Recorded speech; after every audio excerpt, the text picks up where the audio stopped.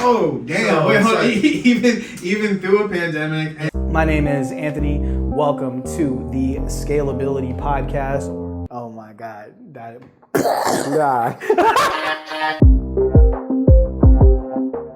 All right, guys. So welcome back to another episode of the Scalability Podcast. We are here today with Enrique Medellin.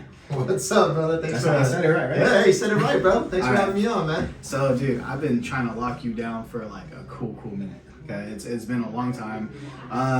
You are kind of one of the people who, dude, you remember, like, I don't even know if you remember me, but like back when I was like barely starting, I was like out here trying to talk to everybody while building up my company. But you're somebody that I've always looked up to in business, period. Even though you might not know that. I appreciate that, man. And I remember like the first time I walked in your office to go talk to you, you're like, "What's up, man? You ready to make some moves or what?" And I'm like, shoot, I wish I was a real estate agent. But yeah, man, let's kind of like dive into this, right? So I like to free flow. I have no agenda whenever we talk. I just like to, basically conversate, right? So can you, like, for those who don't know you, which a lot of people who are going to watch this are already going to know you. Yeah. But can you give an intro for yourself? Yeah, let me give you the short and sweet, man. Enrique Medellin, born and raised in San Jose, California. That's right. Grew up on the east side my first half of my life, and then I moved with my dad in 4th grade, lived on the south side. So, yeah, I got into real estate back in 2003, 2004, around there. And I was just a 20-year-old kid, man, just trying to figure out what I wanted to do. You know, I've had, different jobs. I had a lot of trials and errors growing up, and came from a humble beginnings. But I knew that I wanted something more, man, something more for myself. And getting into real estate, and I started off in the mortgage side of it. Was my first taste of like full commission sales. Right? Okay, so you started in mortgage. It started in mortgage, yeah. First couple of years, I worked at the bank for a couple of years. While I was going to college, I was going to De Anza, getting my general ed, and I still didn't know what I wanted to do, man. It was just like graduated high school, go to college, get a job, and trying to figure myself out.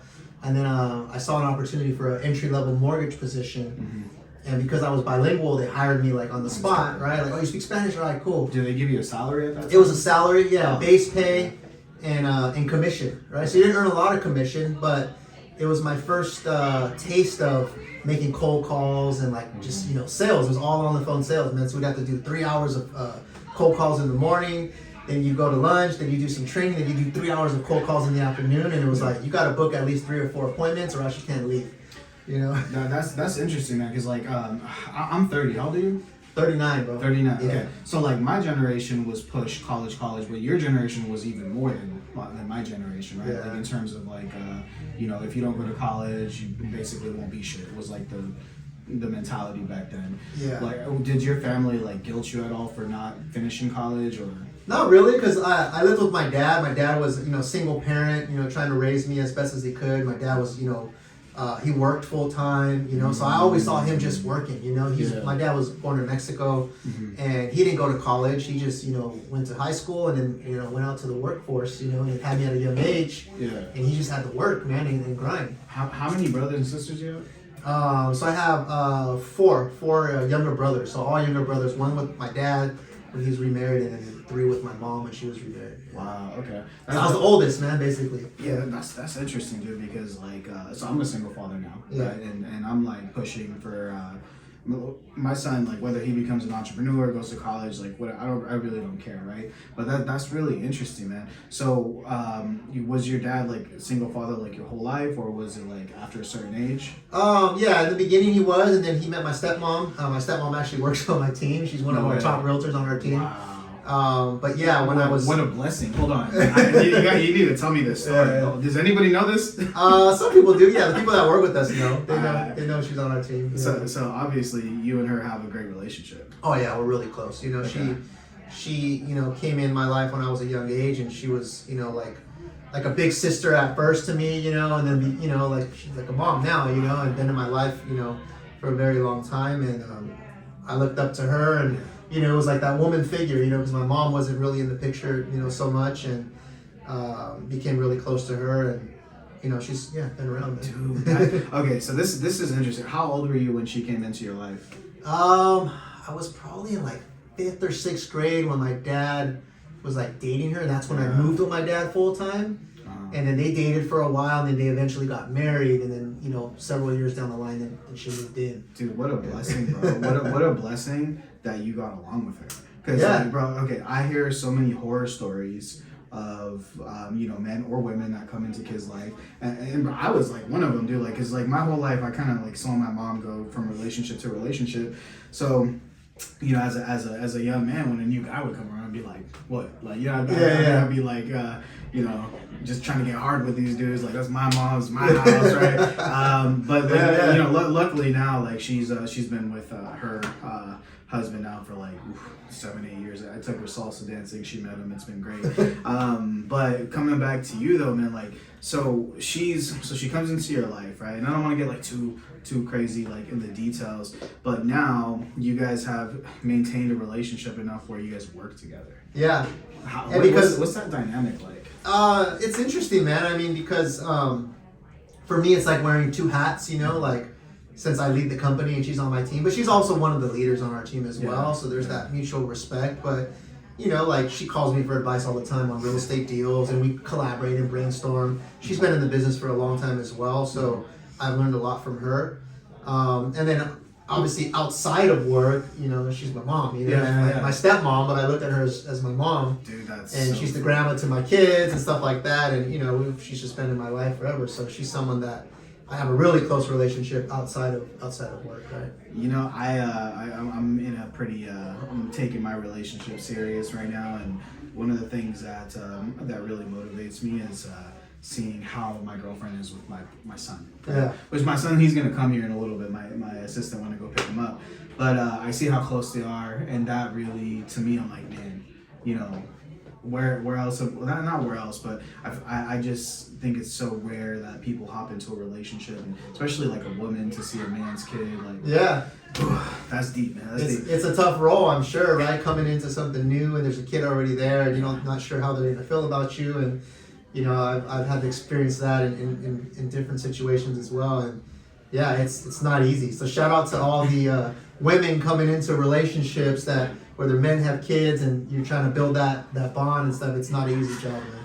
Yeah, and I'm gonna switch directions because see, I pay attention to you more than you know, right? So there was this one time I saw you post. I can't remember if it was a story or a reel or what. Yeah. But I remember like you were just. It was like the morning. You had like a cup of coffee in your hand. And you were talking about a lady who was like calling you, yelling about real estate or client this or client that. Yeah. And you said, hey, relax. It's just real estate. Yeah. And I remember you were saying like, you know, if she would have calmed down, she would have got way better results with me and I'd be happier to help her. Yeah. But like, I want to kind of tap into the psychology. Yeah. Because to her, it sounds like with the urgency that she was calling you with, it sounds like maybe that deal that she was working on, it was like, I don't know, man, like if someone, either you're letting that client control you and you just let people punk you, or maybe you need that commission check that bad. Yeah. Like there's like a psychology behind that, right? Yeah, I remember the lady now this is coming back to me. I do remember. The whole scenario was I had a listing, she had a buyer, she called me, and I think she submitted an offer, but the offer was like really low. She didn't follow up, and then she was upset that we didn't get back to her. Yeah.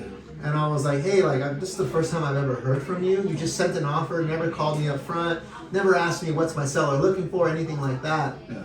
And she was just upset that we weren't going with their offer. And at the time, the market was really competitive. There were, you know, we're getting 20, 30 offers on every house. Yeah. But I think it just goes to show that a lot of times we create more drama than we need to, you know, in the business, you know. And my philosophy is that if I'm going to do a deal with somebody, right, if I'm on one side of the deals, I want to become friends with them, right? I don't want to come out there guns blazing and shooting shots at them, right? I want to come out there and try to win them over, you know. And in my career, I've won so many deals, man, where I've gotten my offer accepted or made the deal happen strictly because I was treating people like they should be treated, you know. I looked at them like there's someone else, they're in the grind, they're trying to make money. How do we work together instead of working against each other, right? So I think it just comes down to, it doesn't matter if you're representing a buyer and someone else is representing the seller.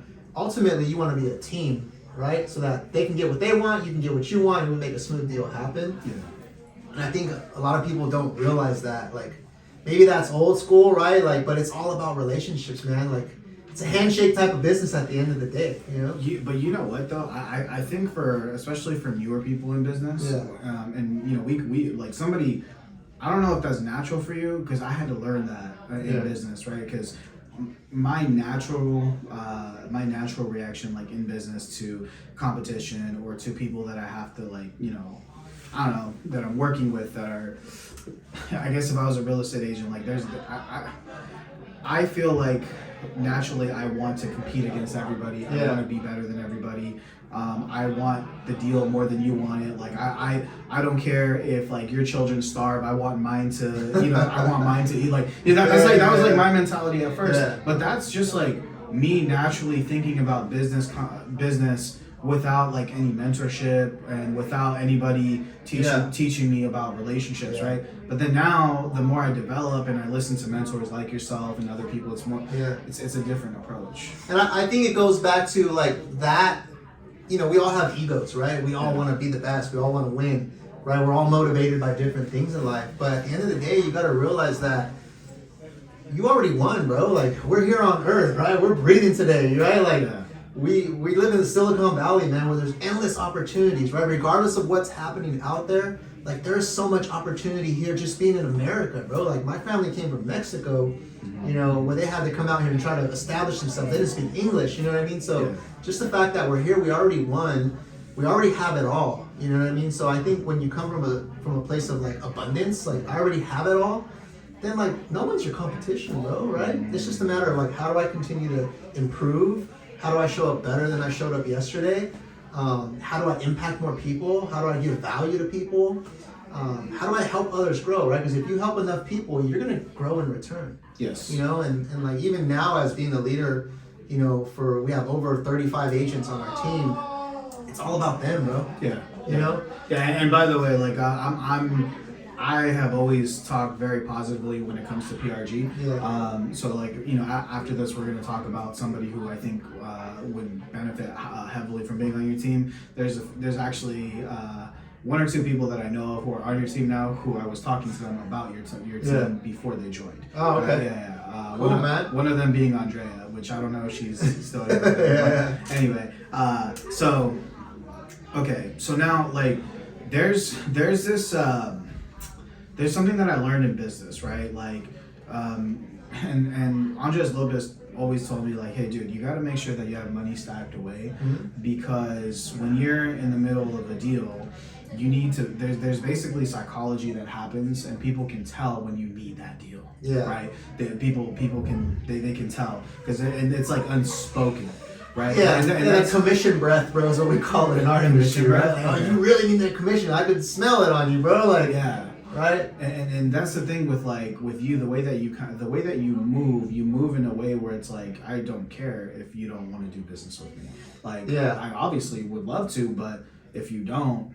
I've learned that early on, man. Like from some of my mentors, is you want to detach yourself from the outcome, right? Because if you take your agenda away and just strictly come from how can I help. How can I help bring the deal closer? How can I help us come to an agreement? Regardless of what happens, right? Then you're being genuine. But when it's like, how can I help because I need to get this from you? And then you have an agenda, right? So the best way to do that is just say, hey, like even if I get this deal or not, how do I still bring my best to it, right? Yeah. And I think that's something that I learned early on, and it took some time to develop that because. Yeah, there's times when, dude, you need to close deals. You need to make money, right? Yeah. You gotta pay the bills, bro. Like, we still all have those same struggles, right? Like, I got a lot of bills now, right? With the overhead and everything. Yeah. And yeah, we still want to close deals, but we gotta get our priorities straight, right? When you lead with helping, and that starts first, like then it opens up just so much more opportunity. I found that I could win more when I'm trying to help people versus having that mindset of like, how do I just get mine first? You know what I mean? Yeah, and you know, I have a question. I'm actually really curious about this whole EXP thing, because you were on your own for a long time, right? Like, how many years were you just PRG only? Maybe like almost 10 years. Yeah. Okay, so almost a decade, right? So for me this year, like, 2023 is all about partnerships for me. Yeah. Right? Like I'm trying to do what I do best, which is networking, relationships, right? That's, closing deals. That's where like I shine, right? Yeah. In terms of like back end operations and all these other things, I'm starting to realize like I'd rather have partners who like running the business more than I do. I'm starting to look at other people's products who I can sell through my platform, things like that. And what is it that EXP brought? Because I'm imagining that EXP maybe took off a lot of the back end for you. Yeah. And so that you could do what you're doing. Am I right? Or yeah, that's part of it. Yeah, definitely that was part of the equation. Us partnering with EXP. So for some context, I was an independent brokerage for a long time. I was the broker and owner, and I partnered about a little over 2 years ago with EXP, who's a bigger brokerage, right? They're national and they're actually in 14 countries. And for me is where I got to a point in my career where I realized that doing it on my own was only going to get me so far. Yeah. Right? Yeah. Like for people to grow big, man, like you need other people, you need resources, right? Yeah. Like I'm only as good as like how much time I have in a day and like how many people I have that are supporting me, how many staff members I have. So being the independent broker, you have so much additional responsibility with carrying all the liability, paperwork, E&O insurance. There's like a whole bunch of administrative things you got to do to be the broker, to manage other people. Yeah. But nowadays, there's brokerages like EXP or other brokerages where you can basically act as if you're the broker, still run your team, and take all that stuff off your plate, right? So I don't carry the liability anymore, right? That falls in the brokerage, but they still allow me to free flow, build my brand, still represent PRG, which is powered by EXP. So it's more like a platform, I guess. And that's allowed me to grow faster. It's allowed me to tap into other, agents across the U.S. and other, countries. And it's also allowed me to provide additional benefits and resources to the agents on my team. What would you say to and this is something that I feel like I've understood the theory of this prior, but now like especially this year, like I am now an equal partner in my own business, right? Yeah. I mean before for the longest time I owned 100 and then I sold 10. Yeah. And then now I'm like half, right? Yeah. Equal. So now I'm like starting to see like what's happening with equal partnership is we're breaking barriers so much faster. Oh yeah. And I'm just like, I'm like, okay. Because like also too, I know this about myself that I am not the strongest number one. Like I'm actually way better at supporting a number one than I am at being number one. Yeah. Is what I realize my strength is. But in regards to the theory of, I think a lot of people get tied up in I want 100%, right? I want 100%. What do you say to those people with that mindset? Who want 100% versus growing bigger with giving up percentages. It just really depends what your vision is for yourself, right? Like if you look at any like big company out there, there's not just one sole owner, man. There's like layers, right? There's boards of advisors, there's your investors, there's maybe a CEO, there's the CFO, the VP. Like there's so many people that are helping that organization run. And when you have more people, you can grow the business bigger so that even your percentage of the company would be more than if you were to grow a lot smaller just by yourself, right? So it just really depends on how big your vision is. There's nothing wrong with being a sole owner, but I think you're always going to be limited on how much you can grow. And in this case, for me, all the time I had to dedicate to like doing all this additional stuff on the back end was taking away time where I could be pouring that into growing the company. Right, into coaching, into recruiting more agents, into training, into marketing and stuff like that. And it wasn't until we started bringing on more resources, more people, that our business just took off, right? So I get to get rid of all this headache in the back. I get to focus now on really doing what I love to do, which is, coaching, training, building the company, and not worrying about all this paperwork and liability on the back. So like realistically in regards to like numbers, right? Like if you were, just to like give some context, like, okay, 2 years ago before EXP versus 2 years, well, it's kind of tough though because we just hit we just got smacked by the market. Pandemic and all that. But before we joined EXP, I think we did around like 60 million in sales. last year we did over 200 million in sales, right? Oh damn! So Wait, it's hold on. like- even through a pandemic and Yeah. and last year the real estate market with all that recession. Yeah. Wow. And we would have done more this year if the market didn't, have a little shift in the last 6 months. Yeah. That kind of, slowed things down, but we were projecting to probably do over 250 million. Wow. But it's not, it's a combination of everything, right? It's Yeah. not just one thing. It's having the right people, having the right systems, me being able to focus more on the things that are going to make more money, the things that I'm better at, right? Mm-hmm. And I think, like you said earlier, is you realize that you're better at supporting, right? So just because you want to be like the main boss doesn't mean that's the best seat for you. Yeah. So yeah. self-awareness is important. Yeah. Doing, personality tests and figuring out like what's, where you're going to shine the best at and Yeah. putting yourself in that seat and then doing more of that. Yeah, Is yeah, what allows you to grow faster. 100%. And I for me personally, like my ego is not that big where like I need to be number one. I need to be. I don't care. Like Yeah. if anything, I might find like if I was to start all over again, and luckily I was able to build my own thing and enough to where it's like meaningful. It's over 7 figures.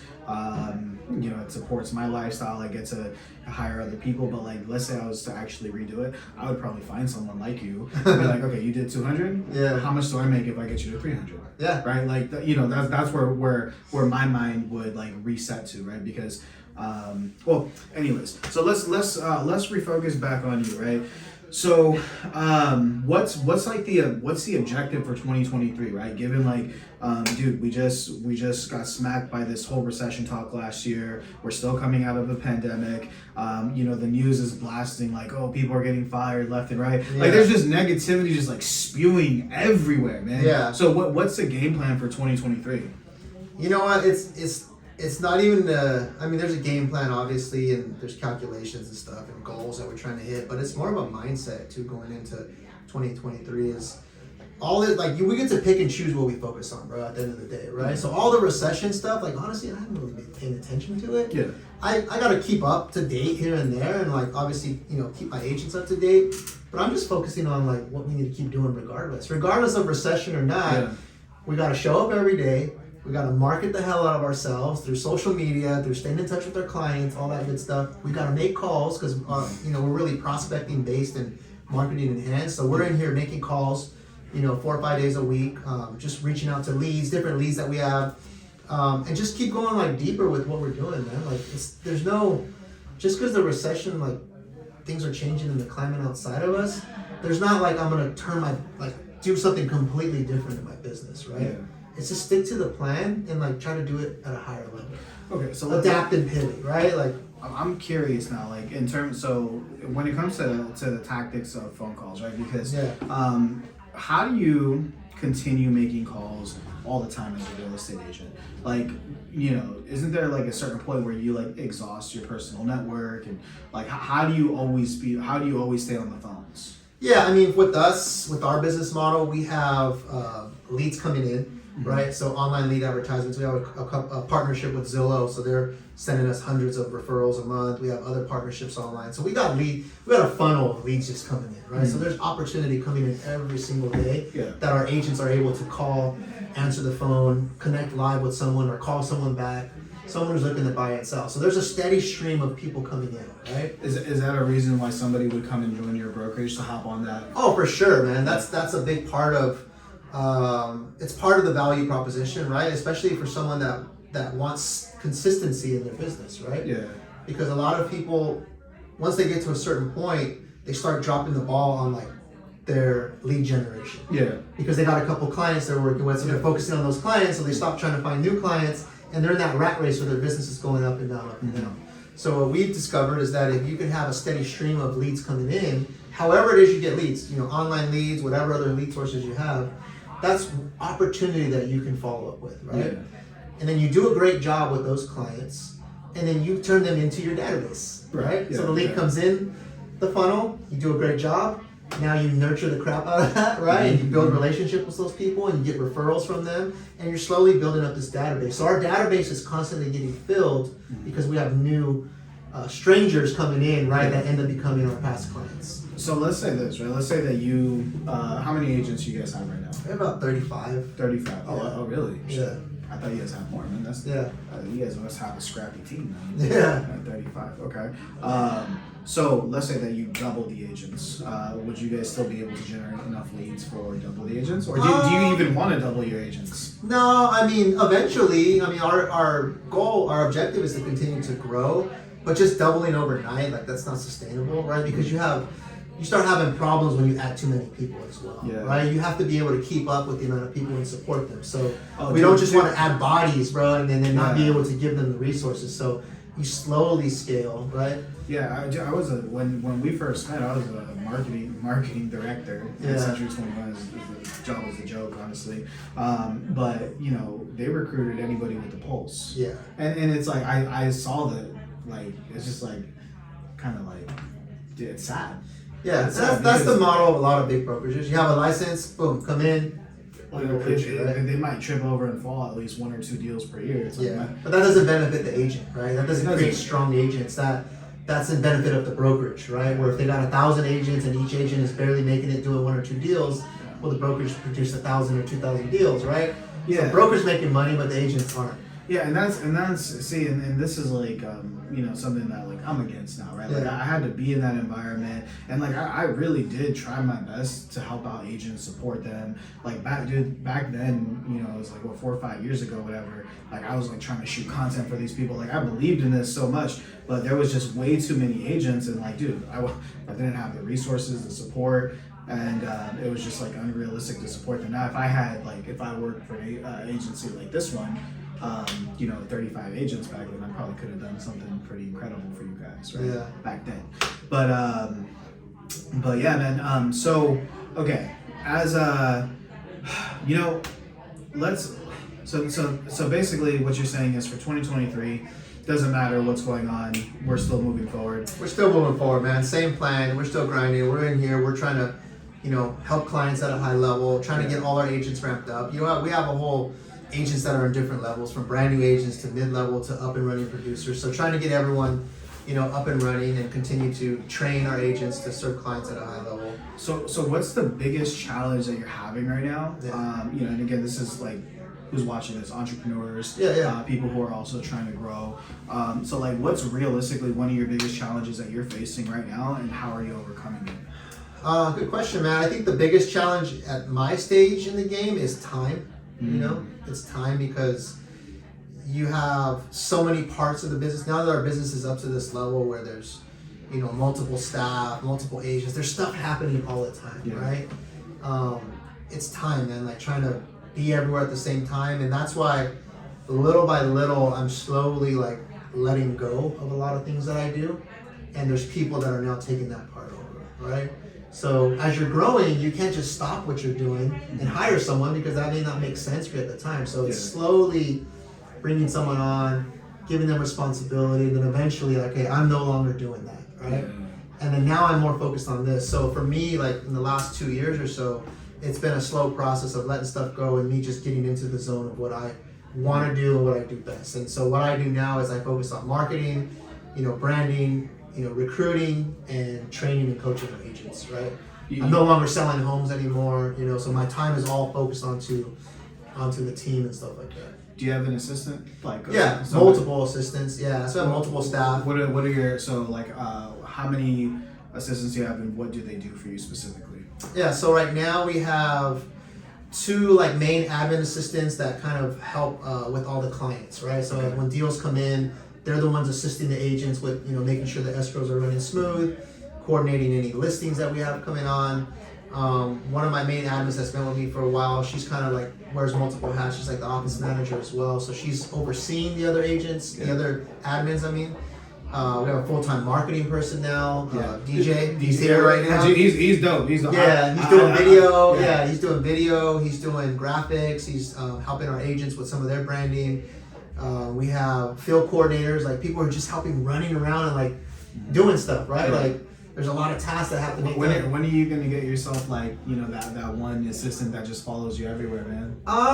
Maybe when I need it. I don't know if I need it yet. You don't know, dude. Like right now, Like my assistant just like came, we got set up. He's gonna pick up my Yeah. son. Well, you know, and he's a very special situation, right? He's like a kid who wants to learn entrepreneurship, and he's learning like to the point where it's like, you know, if we were at my place recording, he'd be like, you know, Enrique, you want coffee? You want something? Yeah, you know? yeah. And he's learning how to set up my meetings. He's shooting my like I'm basically it's more like somebody I'm developing to be an entrepreneur. Yeah. And then, you know, but he acts as an assistant. Would you ever take, like, let's say somebody's listening to this right now. There's like a 18, 19, 21-year-old kid who's like, Enrique, I will literally give you my life.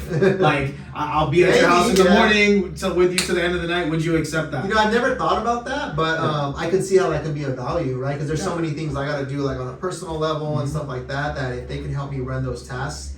Right now, I leverage a lot of my admins that I have right now where they help me do stuff. Like right now, one of my admins is picking me up lunch because I didn't eat lunch yet, right? Yeah. So like they'll do certain things like that, but I mainly have them focused on the business. I have created a lot of leverage in my life where like I have a person that cleans my house, bro. I have a gardener, right? Like stuff that I would normally have to do, even laundry service. Yeah. And that was something where I had to switch my mindset, right? Yeah. Because like I said, time is the biggest thing, right? I rather, instead of spending multiple hours cleaning my house and doing laundry, I'd rather spend that time with my kids. Yes. Because I'm working all the time. Yeah. So when I'm not working, I want to be focused on, being with my loved ones, right? So little by little, I've added like those leverage points, right?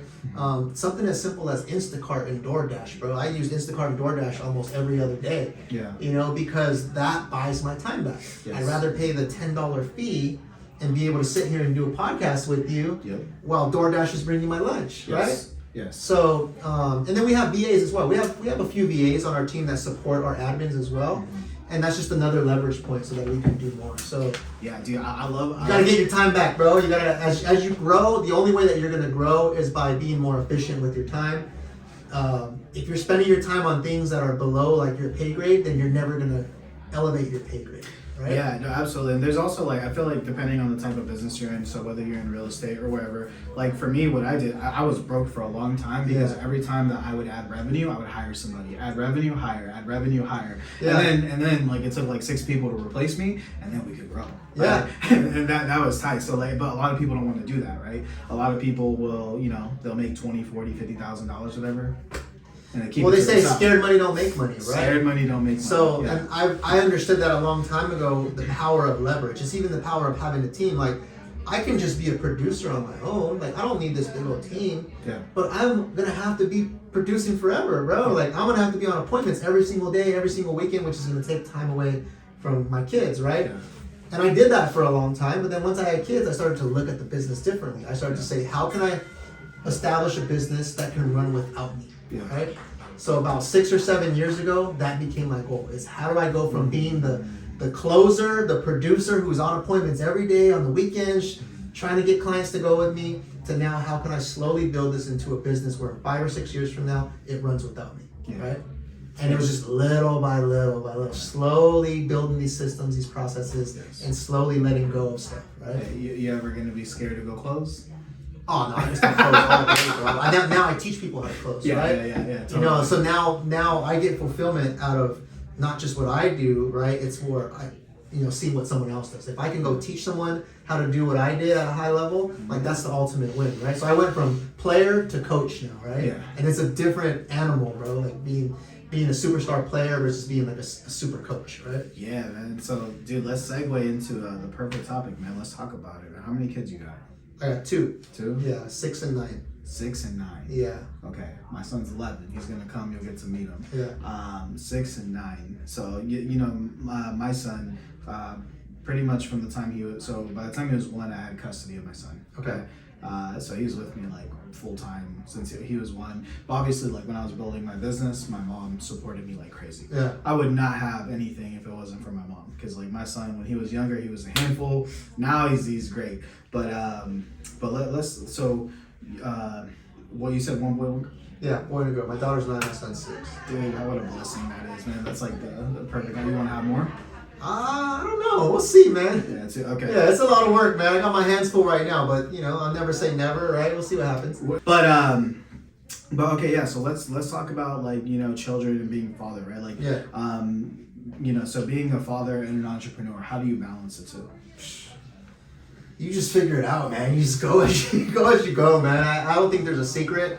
I think one of the things I've learned is like when I'm working, right? So I try to set up my week, around my kids, right?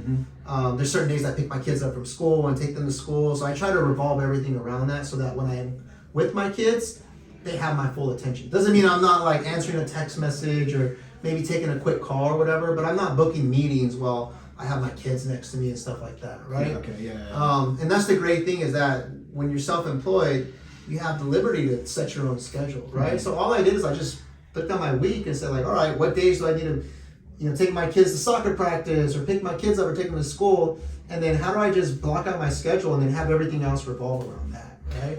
So that's how it works, man. It's not perfect, but it's calculated, right?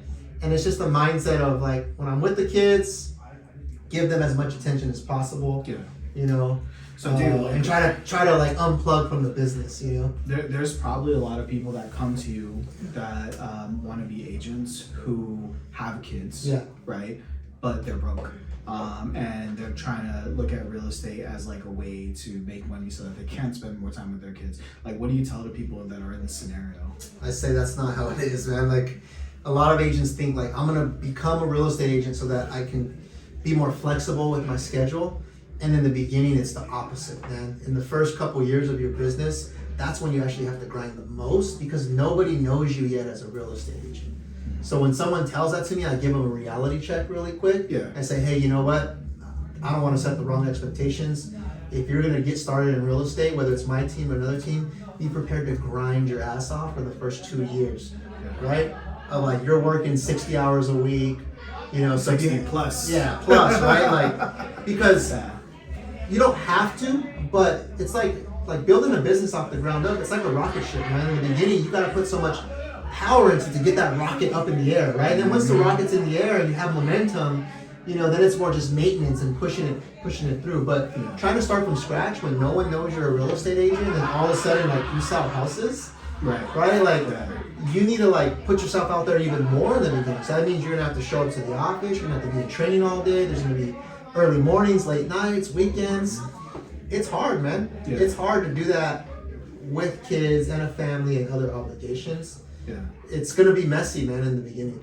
That's great that you say that, right? Transparency is great. So now I know you got an appointment after this, so I want to just usually the last parts of this podcast.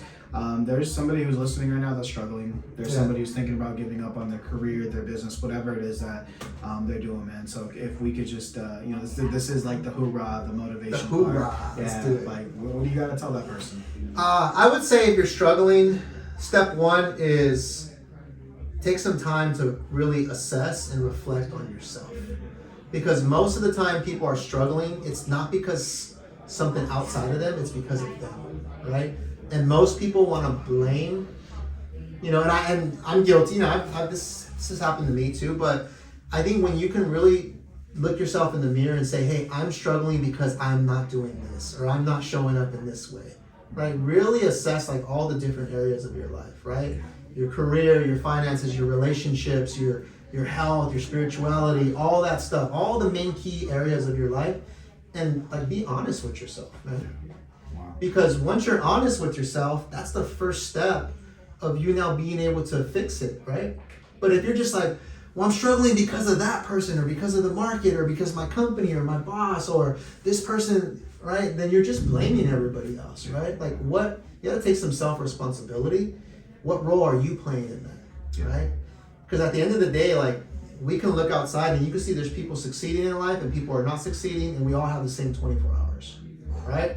The difference between those two people is there's someone who is really disciplined, really honest with themselves, and they have their priorities straight, and there's someone who is spending a lot of energy on like blaming, more telling themselves why they can't do something instead of like taking action. So I think if I can give anybody advice, it's start with yourself, bro. And then from there, develop a plan, right? That's where most people fail, right? There's that old saying, like, you don't plan to fail, you fail to plan. It could be a simple plan, right? Whatever it is you're trying to do, like whatever business you have, they could say, hey, Monday through Thursday, I'm going to spend 2 hours doing this, right? and I'm gonna work, and then build off of that, right? But you have to have some sort of plan, and you gotta stick to it. You know, don't just try to free flow it. You know, don't just try to go in there and like figure out day by day. Like, have an actual strategy, and then try to execute that strategy as best as possible. And then as you go, you're gonna refine it. You're gonna see what works, what doesn't work, and then you start building some momentum. And then you start doubling down on those things. Whatever's working, like, go harder on that. Right? Don't change the plan, right? Like, build some momentum, then go in even further to what's already working. Right? Dude, the whole time we've been here, I've been listening to your team. They're freaking fired up. I heard a bell go off. And if this is the type of coaching and accountability that they're getting, I know why. Okay, so with that being said, Enrique, if somebody wants to get a hold of you, how do they do so? 2 ways, man. Follow me on social media at the Enrique Medellin. I'm on Instagram and Facebook. Instagram, I'm on there a lot, so you could DM me. Or if you ever want to book a coaching session with me, I do free coaching. 15-minute, 20-minute one-on-one. Mm-hmm. It could be a phone call or through Zoom. Meetenrique.com. You could book a time on my calendar. Free game, free coaching. Real estate is my main gig, but I'm even open to giving coaching to other entrepreneurs, man, because I've been helped a lot, bro, like through my journey, right? Like helped by direct mentors or mentors from afar that I followed, right? Or coaching that I've been in. So I feel everyone needs help, bro. You know what I mean? Yes. And like they say, closed mouths don't get fed, right? So if you don't go out there and ask for help and humble yourself to say like, hey, I need some help, don't expect to just automatically figure it out, man. So get a hold of me if I can help you out in any way, man. I'm here. That's it. Well, Enrique, thank you so much for being on the podcast. You brought tons of value in such a compact amount of time. So thank you so much. For sure, bro. Oh, yeah. Thank you, bro.